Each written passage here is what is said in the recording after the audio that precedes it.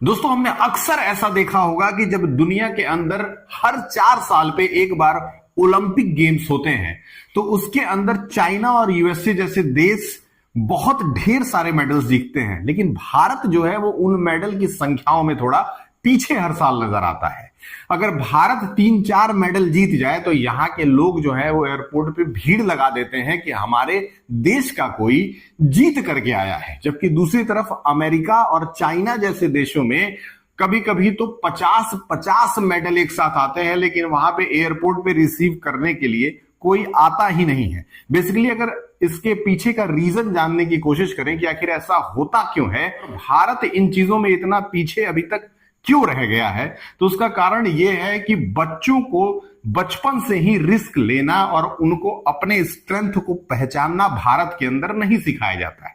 यानी कि एक छोटा सा बच्चा जब धीरे धीरे बड़ा होता है तो उसके माँ बाप जो है उसकी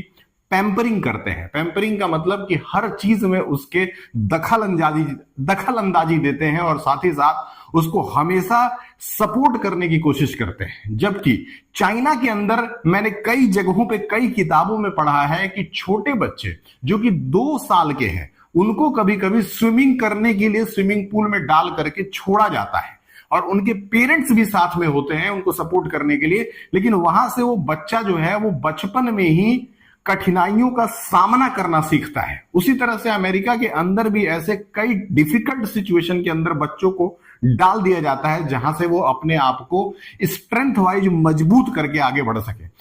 ऐसा भारत में नहीं होता है क्योंकि हम लोग अपने औलादों से कुछ ज्यादा ही प्रेम करने लगते हैं और वही प्रेम बाद में जाकर के बच्चों के लिए घातक बन जाता है। तो इसलिए हमें भी अपने बच्चों को डिफिकल्ट सिचुएशन में डालना होगा, उन्हें मेहनत करना सिखाना होगा, उन्हें लड़ना सिखाना होगा, उन्हें जूझना सिखाना होगा, उन्हें पसीना बहाना सिखाना होगा, तब जाकर के भारत अमेरिका और चाइना जैसे देशों का मुकाबला कर पाएगा।